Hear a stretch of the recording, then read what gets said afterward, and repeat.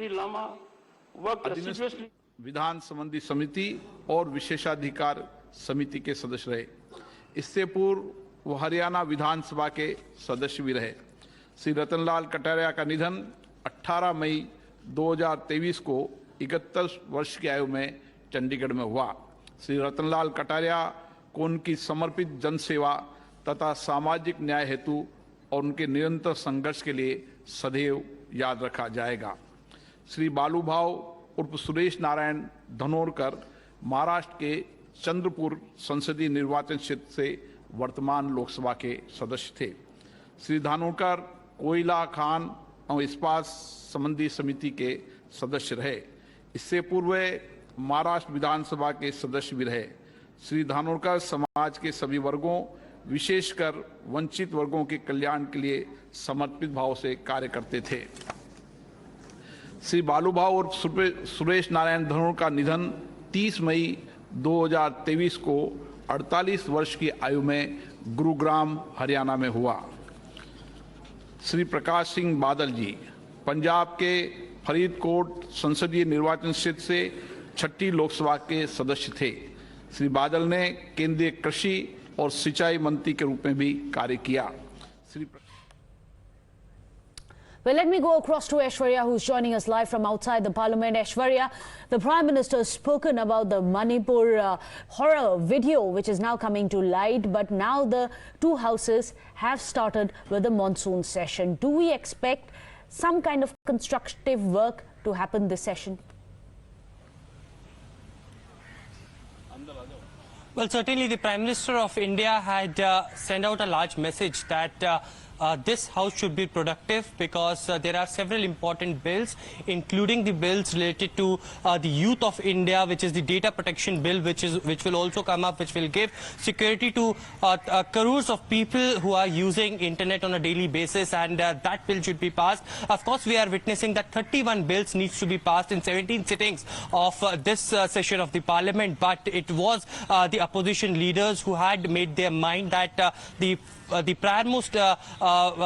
priority would be to raise an issue on the Manipur violence and the horrific video that has come into light.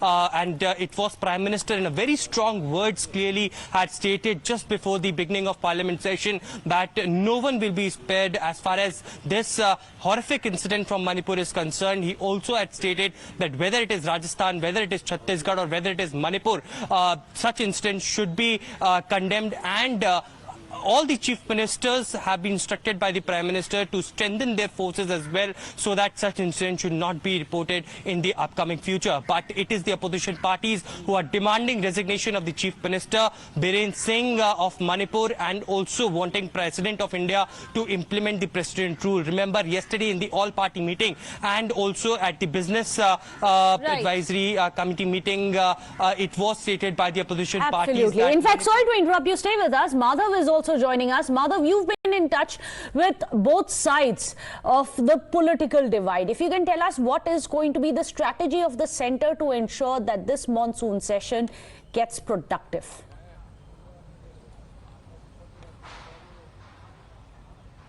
Well, there's, in fact, from both sides, certainly from the government side, they're saying that they're ready for any kind of discussion, whatever be the issue. In fact, the Prime Minister himself addressing the issue and the violence that was seen in Manipur. And therefore, of course, very significant, and clearly with the opposition issuing several notices, in fact, that we've seen over a dozen such notices that have been issued in both houses of Parliament by different leaders of opposition party. From here on remains to be seen. But is something very interesting that is coming out from sources in the House is that before the Lok Sabha, in fact, began, the Prime Minister went and greeted all the floor leaders. There was a brief interaction with Sonia Gandhi where the issue of Manipur was also stated as one of the key issues of the opposition parties, particularly that of the Congress, to which also the Prime Minister nodded and in fact continued to greet all the opposition leaders. So that's as far as the start of the monsoon session is concerned. About 3 weeks of the monsoon session, about 17 sittings that are being expected, and through the course of these sittings, really what